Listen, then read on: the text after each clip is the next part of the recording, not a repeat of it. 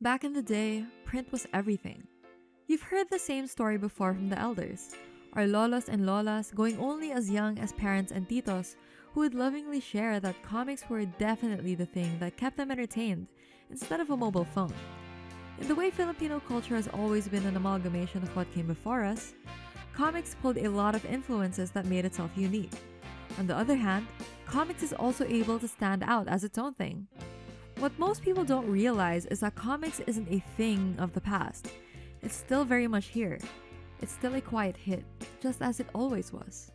I became first interested in comics way back when I was still maybe around 6, 7 years old. During that time, it was an age, maybe the tail end of the Golden Age of Comics. So you could imagine my age that people during that time, wala pang social media, wala pang internet. So they need an alternative form of entertainment. Yung iba, hindi naman lahat ng tao may television. Yung iba nakikinood lang ng TV. Tapos, yung iba naman, walang telepono. Kasi hindi pa naman widespread yung landline ng time na yon para makapag-telebabad. Comics were a form of entertainment back then. Aside from TV, wala pang internet nun. Saka wala pang iba, wala pang social media. It's just simply telephone, TV, and of course, reading.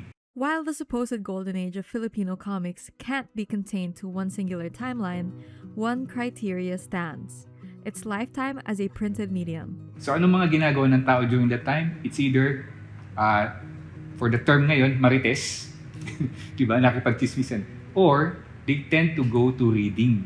Which sabihin natin na mga Pilipino nung time na yun, mahilig magbasa. Kahit comics man lang yan.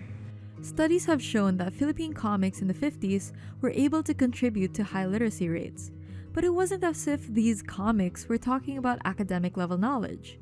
The appeal of comics was that it was easy to follow. The readers could see themselves in the stories. What made comics loved was that it was relatable. Tayo, ibang style ang ano natin eh.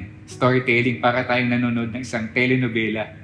Kahit na sabihin natin, predictable, yung storytelling ng mga Pilipino. But with Filipino creativity, they were able to package it in such a way na mas maging appealing, no, sa mga Filipinos.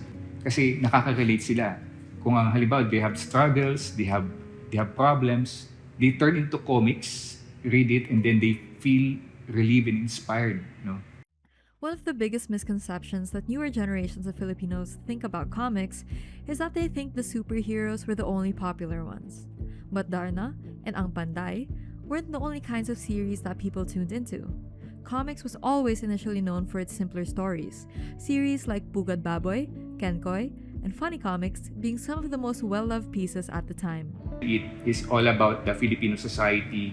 It's all about the everyday life of a Filipino. Whether it's all about family or a couple or mag-asawa or sabihin natin kahit horror yan, no, the haunted house, still the Filipinos could be able to relate. So yun yung kagandahan ng Filipino comics. Wala siyang pinipiling class. Although as with any art medium, struggles are bound to come with it. Communities were meant to be collectives of people with shared interests. But as society moved to digital, the threat of print fading away loomed over Philippine comics.